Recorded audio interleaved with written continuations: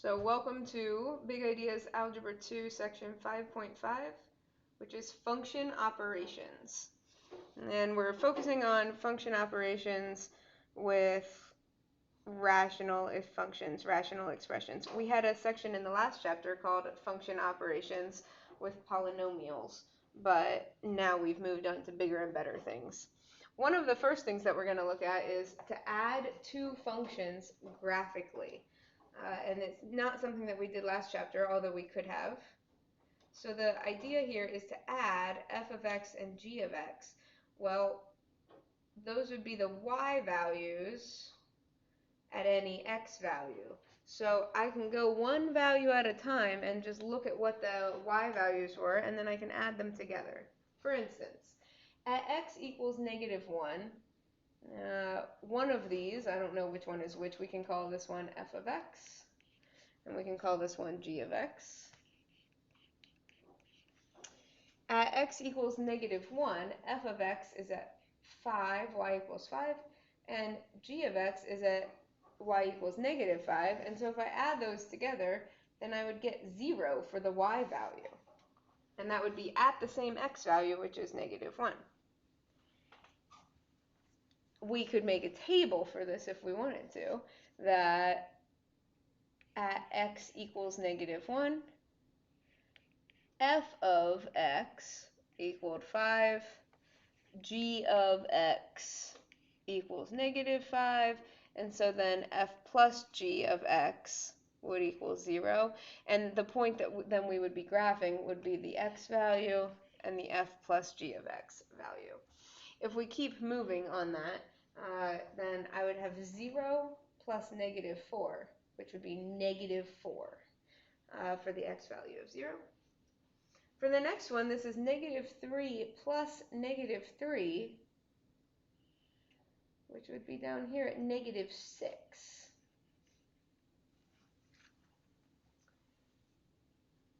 Next, I would have at x equals 2, -2 plus -4, which is also -6. For the x value of 3, I would have -1 plus -3, which is -4. For the x value of 4, I would have 0 plus 0, which is 0. At x equals 5, I would have 1 and 5 for the x values, so that would equal +6 when I would add those together. 1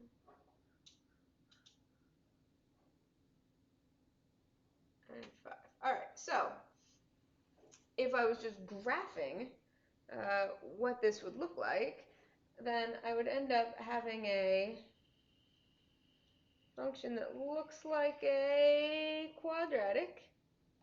It's not the same as f was, or not the same as g, but it is a quadratic equation.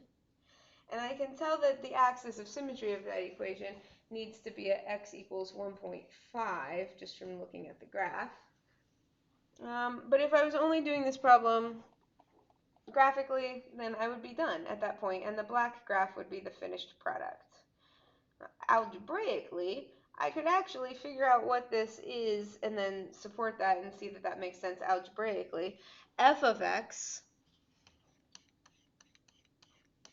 if I look at the equation or the graph, I can find the equation from that by either using vertex form or root form, doesn't matter. Looks like the vertex of this is 2, -4, and it has a vertical stretch factor of just 1.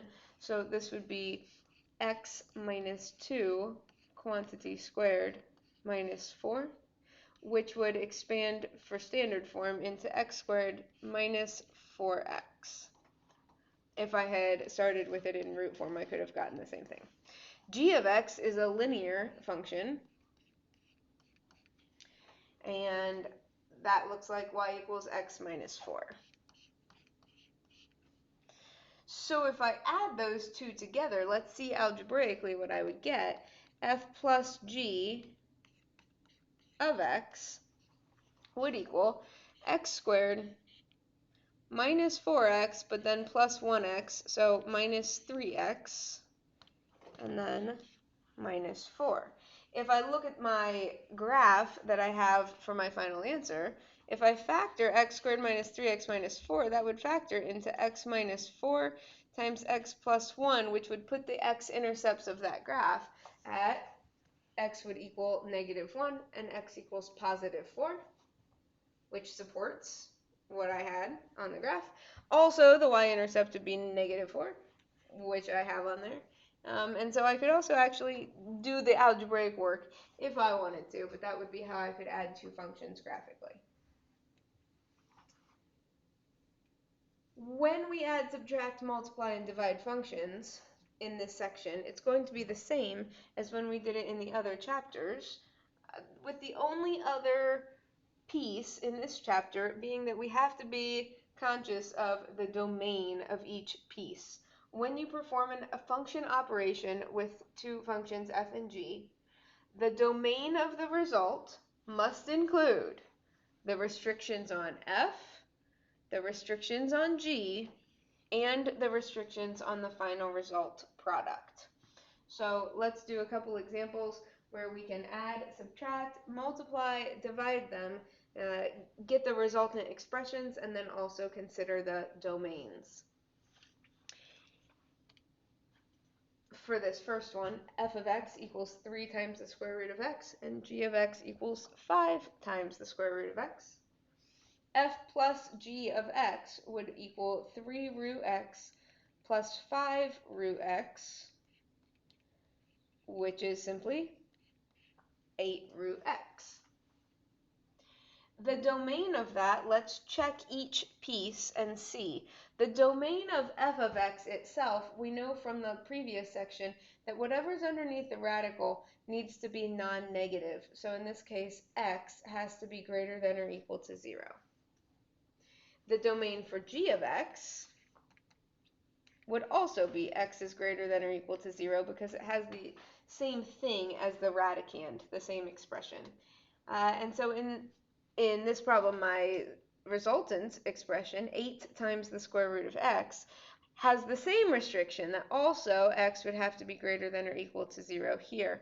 So they all three have the same restriction, which means the domain for their sum is, close bracket, 0 to infinity, which is x is greater than or equal to 0.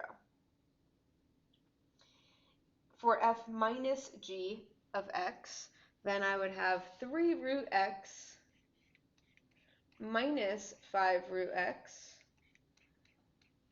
which would be negative 2 times the square root of x. Again, the domain of f and the domain of g and the domain of the result all just say x has to be greater than or equal to 0. So the domain of the answer would also be, close bracket, 0 to infinity. F times g of x here and f divided by g of x become more interesting problems, however. For f times g of x, I'll do that up here so we've got some room to work. For f times g of x, I would have 3 times the square root of x times 5 times the square root of x. If I rearrange that, that's 15 times the square root of x times another square root of x, which means the square root of x, quantity squared. And that just equals 15x. If I look at my domain restrictions, the domain restriction of f would be that x has to be greater than or equal to 0. The domain restriction of g says x has to be greater than or equal to 0. But the domain restriction on the result, if this is just 15x, 15x in and of itself has no domain restriction. So we have to go back up to the directions to think about what the restriction should be. It needs to be the most strict restriction. And in this case, that would mean that x would have to be greater than or equal to 0, or close bracket 0 to infinity for the restriction on this. Because if x was not greater than or equal to 0, then I would not even be able to evaluate these square roots since I'm only working with real numbers. So I would never be able to even get to the 15x part because it wouldn't be able to get past to this original step of substituting in for the x in the square root. The last one for this example would be f divided by g of x. So let's look at that. That would be 3 root x divided by 5 root x. Well, I have the same factor of root x on the top and the bottom, so algebraically, this simplifies to 3/5. However, let's look at the restrictions on the domain. I know from the original pieces that x has to be greater than or equal to 0 for both of them. And then if I look at the result, and I want to look at the unsimplified form of the resultant expression, I know that not only can x not be negative, or else I'd have imaginary numbers, but x also cannot equal 0 here, because if x equaled 0, then the denominator would be 0, and that is not allowed. So even though this just simplifies to 3/5, which is a nice easy answer, the domain restriction would be that x has to be greater than 0. Or in interval notation, open bracket, 0 to infinity. It's important that you're considering the restriction of f and g, each individually, as well as this unsimplified version of your resultant expression to think about what would be allowed and what would not be allowed. Just a few simple tips for you would be that whatever is underneath an even root needs to be greater than or equal to 0. So we can write these tips over here to the side. If I have something underneath that even root, whatever is in the parentheses needs to be non-negative. And then the second tip would be that if I have a fraction, let's say a over b, that if I have a fraction like this, that b, the denominator, is not allowed to equal 0. And so we would need to consider both of those as we're figuring out the domain restrictions for the final answer. Let's do another example. If you'd like to try this on your own, feel free to try this on your own, and then we're going to do it together, and we can actually use our graphing calculators to support our answer here. So for f of x plus g of x, I would have root x plus 2 plus root 5 minus x. I cannot add these are not like terms, so that's actually all I can do as far as simplification is concerned.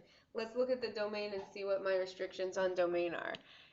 The first function, x plus 2, would have to be non-negative, which means that x has to be greater than or equal to -2. In the second, I'll go ahead and label that domain. In the second function, whatever's underneath this even root, which is 5 minus x, has to be non-negative. So that tells me that x has to be less than or equal to 5 for the domain of g of x. If I add those together, then it's going to inherit both of those domains. So I'm only interested in x values that would be in between -2 and 5. And if you're not sure about this, but you know that those are the boundaries, you can also just kind of plug in numbers and make sure that that what you have works. For instance, if I substitute in -10 for x, then the first one would be the square root of -8. That doesn't work, and so that would not be included. If I put in 0, I get the square root of 2 and the square root of 5, which might be an ugly answer, but it works. It will still function. But if I put in x equals 6, then the first radical would be root 8, which is fine, but then the second radical would be root -1, which is imaginary. So it seems like my domain restriction that x has to be in between -2 and 5 is a proper restriction. F minus g of x would result in the same restriction here. The sum or the difference, adding or subtracting two functions in this case, does not create another restriction, so I just have to look at the restrictions from f as well as the restrictions from g. For f times g of x, then I would have the square root of x plus 2 times the square root of, I'll write them as separate ones, sorry about that, times the square root of 5 minus x. And because they're both underneath radicals, I can go ahead and multiply them together under the same radical. That is not illegal math because it's multiplication, not adding or subtracting. So this would be the square root of x plus 2 times 5 minus x.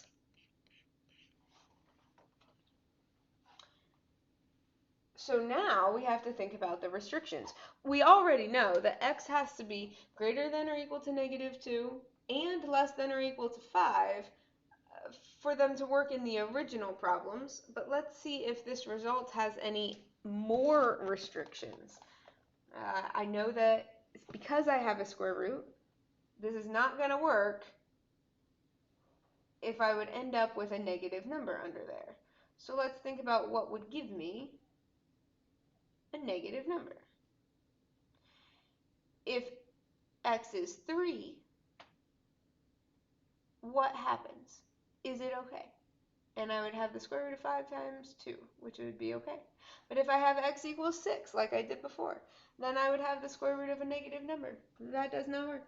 And if I have x equals -6, then I would end up with the square root of a negative number, which doesn't work. So this domain ends up being from -2 to 5 again.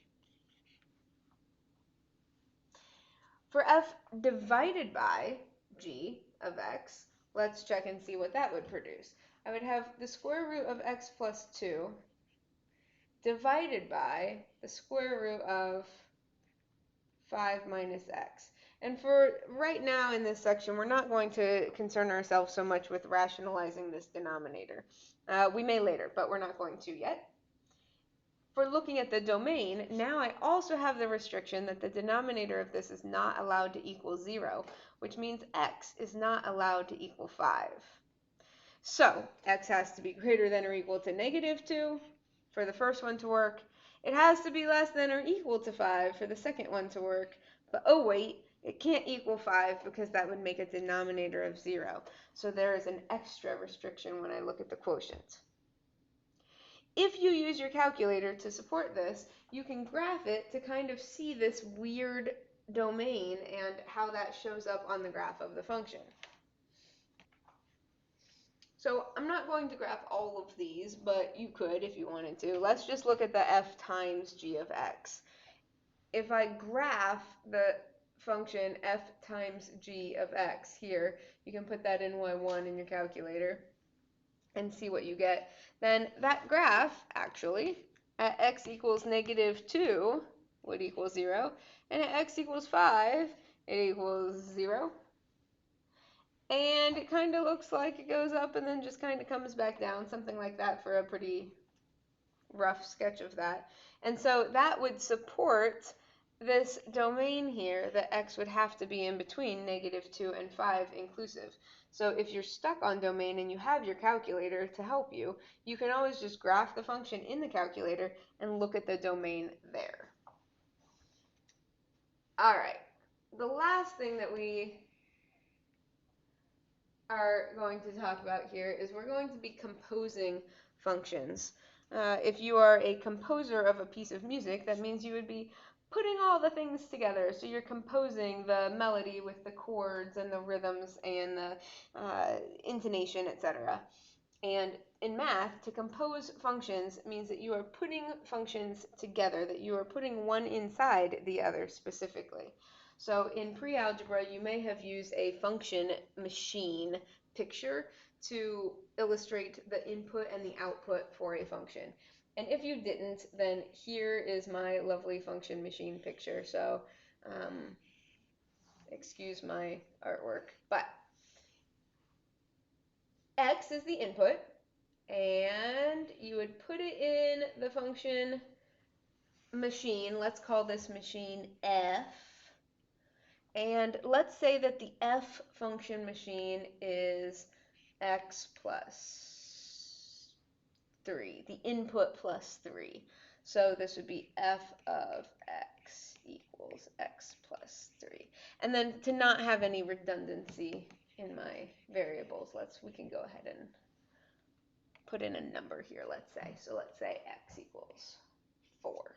So if I want to put the input of 4 into this function machine, then if 4 goes into input plus 3, then it would spit the number 7 out as the output, and that would be the f function machine.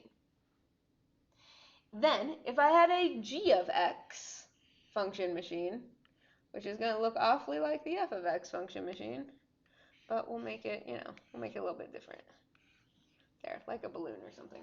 So if this was the g of x machine, and let's say that g of x equals x squared, then if I would put, let's take this 7, if I take 7 and I put it in the g of x function machine, then that would spit out 49. Composing functions means we're going to put one inside the other. So that looks like g of f of x, or f of g of x. You can also see these notations as g of f of x, like that, which is a little bit trickier because it almost looks like multiplication and it looks like the word golf, but it's not. And f of g of x, again, that's maybe trickier notation, and no, that is not the word fog. It's a little small circle meaning of.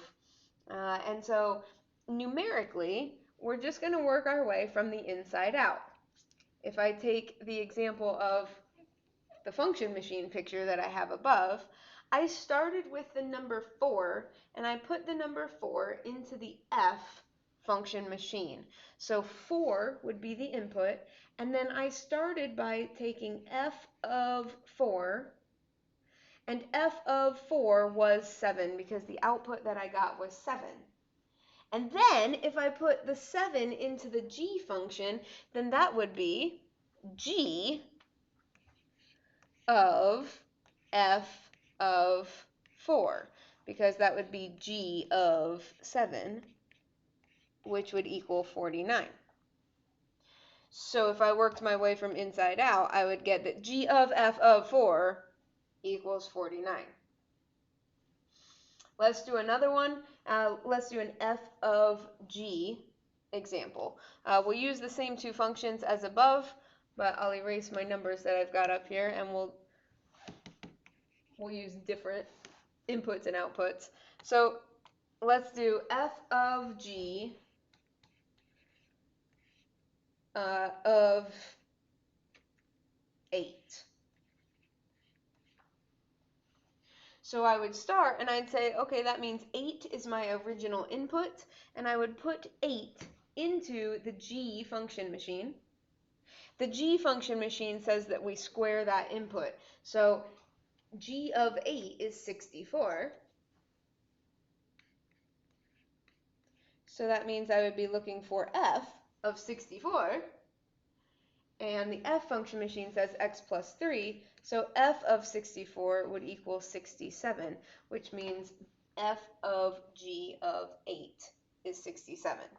A nice visual way that we can look at this is thinking about starting with the number 8 and just draw a little arrow and say, I'm going to apply the g function to that and get 64. And then I'm going to apply the f function to that and get 67. That's not as sophisticated notation, but it works. Algebraically, if we're not working with specific numbers, if we have variables, then we're still doing the same thing where we're going to be putting one inside the other. We just don't have a number to start with. So if I was looking at g of f of x, I actually just have to do it with the variable x, and my answer will have the x in it as well. So f of x was x plus 3. So this is g of x plus 3. That doesn't mean multiplication. We're not multiplying g by x plus 3. It means x plus 3 is the input that is going to go in the g function. So if the g function is the squaring function, then that would mean that this would be x plus 3 quantity squared. So g of f of x is x plus 3 quantity squared. When we look at domain on these problems, we just have to consider that if either function has restrictions on domain, we again have to look at it's got to fit into each function in the correct order, and also we should look at our end result domain as well. Let's do the set of actually, we've already done some of this set of examples, so let's do something else. Let's change this around a little bit. Let's start by saying f of x equals x squared, and let's say g of x equals 2 times the square root of x. That'll be a nice, interesting set of compositions that we can do. So f of g of x means that I would put g of x into the f function. So that would be f of 2 times the square root x. So I'm going to then take the f function, and where it says x, I'm going to, instead of x, I'm going to put that whole g function, which is the 2 times root x. So that would be 2 times root x quantity squared, which simplifies to 4x. The domain on that, well, I have to be able to take x and put it into g first, and the g function has the restriction that x has to be greater than or equal to 0.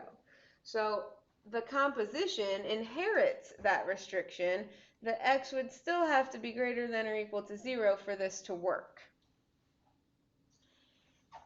If I look at g of f of x, then that would mean g of x squared. So I'm going to put an x squared in the place of x in the g function. Then that would be 2 times the square root of x squared. I'm just replacing the variable, which in this case is x, with x squared, which is the f function. If I simplify this, that actually equals 2, and the square root and then the squared cancel each other out, except that technically that's the absolute value of x, because squaring it is going to make it positive. So I would end up with 2 times the absolute value of x. When I look at this domain, I see that f has no restrictions, and if I put f in g, then that's not going to have any restrictions either, because squaring the number automatically makes it non-negative. So there's no number that you could put in here that would end up not working. So I get that this domain would be all real numbers. Last but not least, we can compose a function with itself. So f of 3 means that I would take 3 and apply the f function, which is x squared, so I'd get 9. And then I'm going to apply the f function again, which is the squaring function, and I would get 81. G of 2, I can do the same thing here. So I would say, well, that's going to mean I'm going to start with 2 and apply the g function. So I'd land with 2 times the square root of 2. And then I'm going to apply the g function to that, which means that I would have 2 times the square root of 2 times the square root of 2. That's pretty ugly. But we could type that in our calculator and get a decimal approximation for that. Or if you're not completely weirded out by that, we can just leave it as the exact answer. So there's 5.5. 5.5 also has a little bit of work with scientific notation. but we will leave that for another day. Have fun mathing!